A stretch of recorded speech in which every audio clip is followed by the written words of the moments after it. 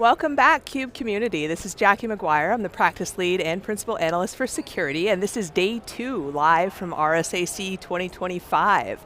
I am joined today by one of my previous guests at the Art of Security Summit. I'm very excited to welcome back Mike Arrowsmith. He's Chief Trust Officer at NinjaOne. Mike, thank you for joining us. Thank you for having me, Jackie. I'm so excited to be here with you today. Me too. You were fantastic as a guest on our Art of Security Summit. Really good insights there. So I guess we'll dive right into it. You're Chief Trust Officer, which I think is a really interesting title, and in security, probably one of the most important things that we have as a currency is trust. So what are the things that you're really interested in learning at RSA this year from a trust perspective?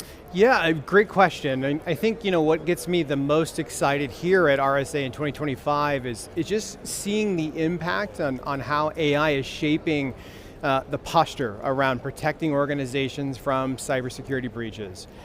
There's a lot of buzz in the industry today on the great benefits of Gen AI and various learning modules. I think when we think about, in general, as an organization that builds products, our main focus is what do those products do to our customer base? What is the risk from some of those products? And how should we be thinking about it from that trust perspective? Are we building the most important solutions that they need? Obviously, that's always our number one goal, but ensuring that those products that we're building and that we're seeing in the marketplace, that we integrate within our supply chain and that we're leveraging on our platform, are really embodying that trust perspective that we want to be known for, that we want to be able to push with our customer base. Yeah, so I assume you've been walking around for the last day and a half.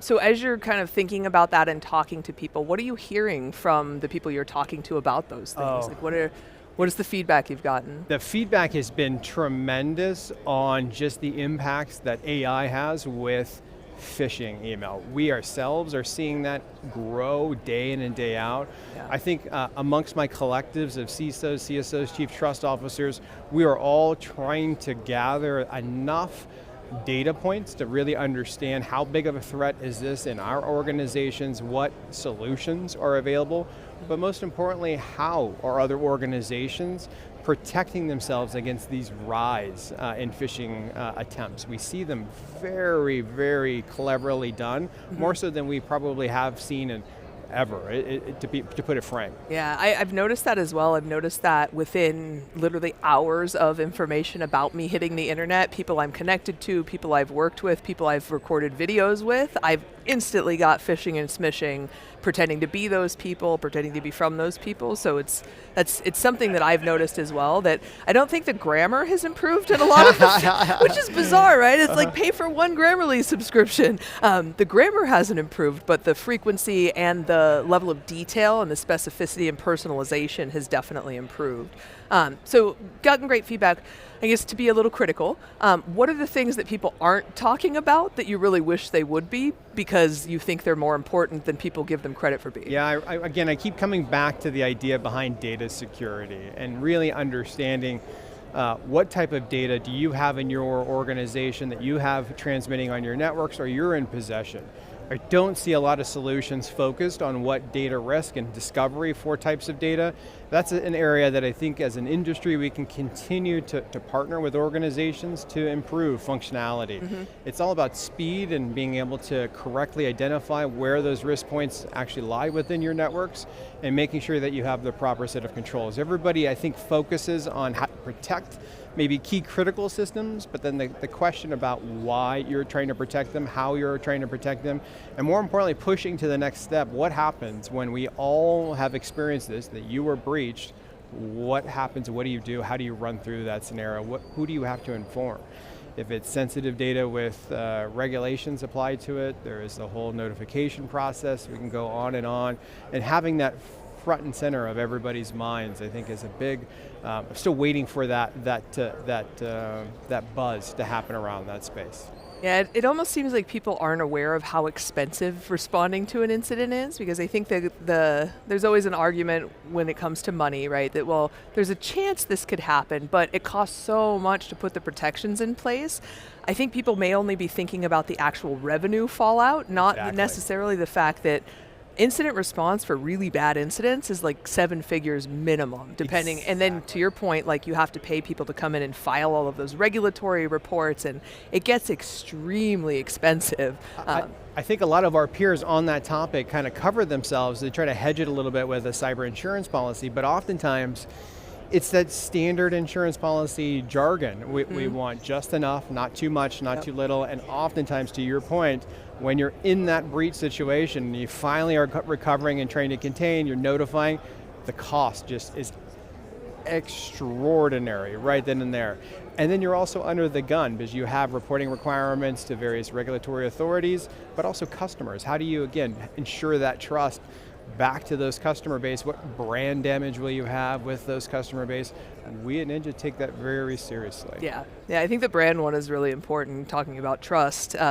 I think Cambridge Analytica comes to mind in terms of yes. one big data breach can really sink your ship. All right, so NinjaOne deals a lot with patching and vulnerability management. So I want to kind of transition a little bit there, because one of the, while people doing and clicking on stupid things is one of the most common ways people are breached.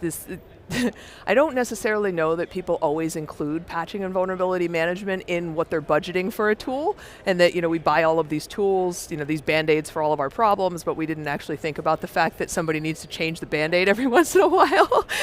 So how do you think about that? How do you think about patching and vulnerability management, and how do you think effective organizations that you're partnering with are approaching that, and how are they being effective in these programs that can be a bit arduous for security teams? Great question. No, I agree. Been on both sides of that conversation. I think when you step back and look at it, most of us in the technology space will consider patching general hygiene, low-hanging fruit type items that just need to get done. There's a bunch that goes on top of that, though. When you have large dispersed environments, different types of systems, you need to have the confidence that as I apply these patches, I am not going to introduce more areas of failure. And we've seen that a lot of different cases where vendors will release patches. Maybe those patches weren't fully tested for maybe your specific environment or your hardware type. There's a lot of factors and variables that go into how is this patch going to impact my environment, and that's where here at RSA 2025, I am really excited to announce our vulnerability product includes patch sentiment. So we do the hard work for our customers. We scrape all social media, all forums to just try to get a sense and kind of an idea. Is this a ticking time bomb? Is this something that's going to be benign that you can apply and not think about? So when we think about how organizations do patching well, it really starts at the fundamentals. Do you understand what these patches are effectively doing? Have you properly tested them on the environments and devices that you have? And I think that's an area where I think at Ninja we can help a lot of our existing customers, but also future customers. So I don't have to go explore Reddit and Stack Overflow Exactly. on my own and try to figure out which engineers in there know what they're talking about and which ones don't. You talk about so much bad advice at times out there, and people, again, are genuinely trying. It's human nature. They want to help, and sometimes, again, we think about our world being a little myopic, and I've got these 10 devices and I apply this patch, no problems, great. Everybody takes that verbatim, and then all of a sudden hell breaks loose. Yeah, it's I was telling you before this, I ran a music festival in Minecraft, and when you have 2,000 servers running and all of a sudden they have to be patched and all of them have to be rebooted after they're patched, I could definitely have used a NinjaOne. I would really, really, really have liked to have a NinjaOne. All right, let's talk about RSA stuff, because we're at RSA. What do you guys have going on? You have this awesome new vulnerability announcement, which I might have gotten a sneak preview of.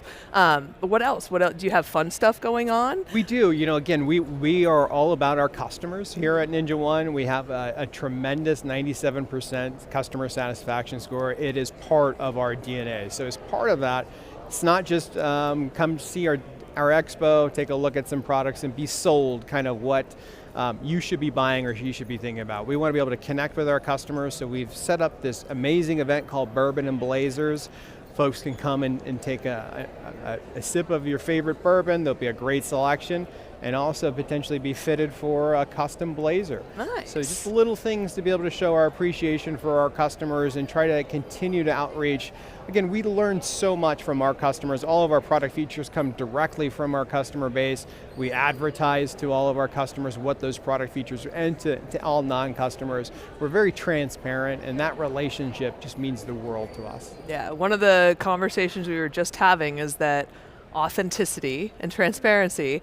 People in security don't necessarily always need to like you, but they absolutely need to trust you. Exactly. And transparency and authenticity are the straightest line to trust. Absolutely. So I love that. You also have a very nice blazer on, so I assume that you know what you're talking about with tailoring blazers, so I think everybody should check the event out, because Please. if you're wearing off-the-rack suits, it's a life hack that you need to go get them tailored. Awesome. Well, I want to thank you so much for being here, Mike. I really appreciate it. I really appreciated getting to know you and NinjaOne better over the last couple weeks.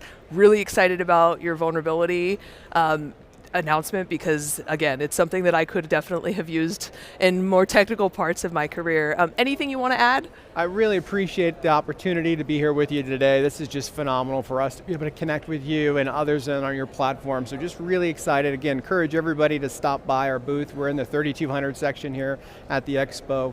Really excited to be here at RSA and see where it all goes. Awesome. Thank you so much for being here. Absolutely. For theCUBE, I'm Jackie McGuire. We'll be back with more high-frequency insights live from RSAC 2025. Thank you.